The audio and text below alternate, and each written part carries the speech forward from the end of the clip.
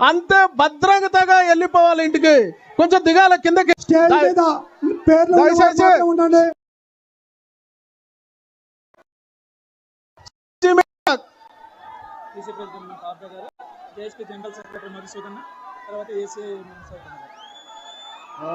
మిమ్మల్ని ఇష్టం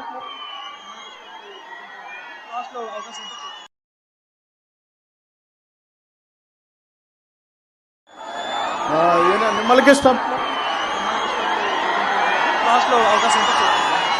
దయచేసి స్టేజీ పాసుల వారు మాత్రమే ఉండాలి, మిగతా వాళ్ళు కొంచెం. నెక్స్ట్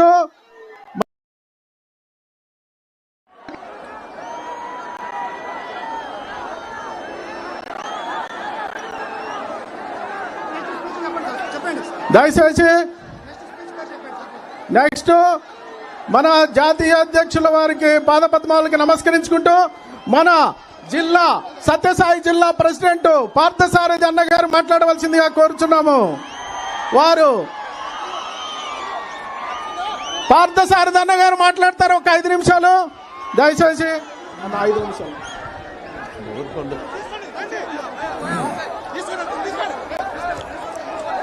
సభా వేదికను అలంకరించిన పెద్దలు పూజ్యులు నారా చంద్రబాబు నాయుడు గారి పాద పద్మాలకు నమస్కరిస్తూ,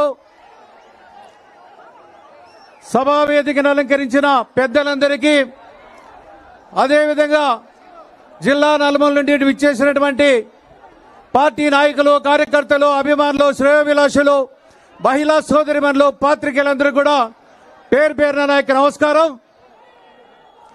ఇది 24వ పార్లమెంటు స్థానంలో ఈరోజు బహిరంగ సభ జరుపుకుంటున్నాం.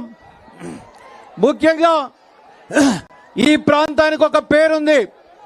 ముఖ్యంగా 2014 ఎన్నికల్లో తెలుగుదేశం పార్టీ ఘన విజయం సాధించిన తర్వాత మన నాయకుడి యొక్క కాయ కష్టంతో, నారా చంద్రబాబు నాయుడు గారి కాయ కష్టంతో మనందరికీ కూడా తెలుసు 2014 ఎన్నికల్లో 12 సీట్లు తెలుగుదేశం పార్టీ గెలుపొందడం జరిగింది. తపాయిలో వెచ్చించి ఈ ప్రాంతంలో కియా పరిశ్రమ వస్తే 50,000 ఉద్యోగాలు వచ్చాయి. అదేవిధంగా మన ప్రాంతం అంతా కూడా అన్ని రకాల అభివృద్ధి చెందింది, మీ అందరికీ తెలుసు. అదేవిధంగా ఇక్కడ గొల్లపల్లి రిజర్వాయర్ కూడా పూర్తి చేయడం జరిగింది. అంటే మన ప్రాంతం వెనకబడినటువంటి ప్రాంతం, మారుమూల ప్రాంతం వలస రావడం ద్వారానే